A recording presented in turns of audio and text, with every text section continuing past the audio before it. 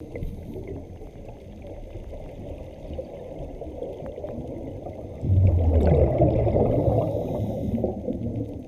Chris, thanks so much for talking to us. Just had a few quick questions. Being the Bondi Vet, how much time do you spend in the ocean every week? I try to get in the ocean every day. Yep. Yeah, I'm one of those people that doesn't really feel normal unless they're in the water. Yeah. Whether it's swimming or whether it's surfing or paddleboarding or whatever it is, even just seeing the ocean sometimes is enough. I'm one of those people that can't really live without it. Refreshes the brain. It does. Yeah. I had 2 months in Africa at the start of the year, and it was the longest I ever spent away from the ocean, and I really struggled. At one stage, I actually had to take a trip to the ocean, 5 hours away, just so I could see it, and it immediately relaxed me. Yeah, I can understand that.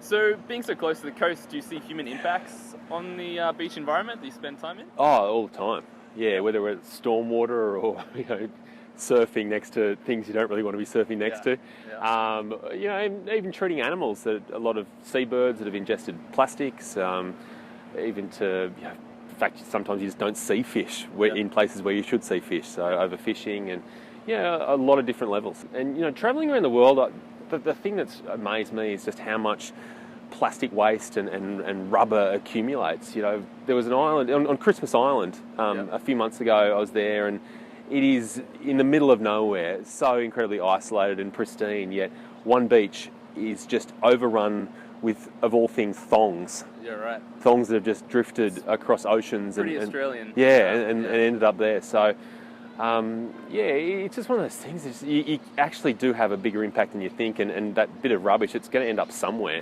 Definitely. And when it does, it's going to have some sort of impact. Awesome. So one of our Ocean Youth members, Latifa, submitted a question. She wants to know how much harder is it to treat marine animals versus land animals? Yeah, it is harder, but at the same time, it's kind of even more interesting, I think, because you have these new and exciting challenges. I've been lucky enough to operate on a few fish, and you can operate on them on a surgical table in a surgical theatre in a vet clinic, which seems quite bizarre, but as long as you've got someone running that water with the oxygen in it over their gills, then you can keep them alive.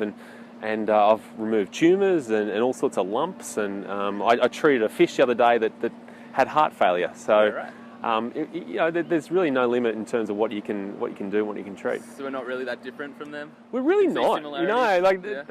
They sort of go about their business in a different way, but their requirements for life are kind of the same. Sweet. And finally, do you have any favourite ocean animals that you always like to see when you're out there? Yeah, look, it's hard to go past whales. I know that's kind of cliche, but cliche.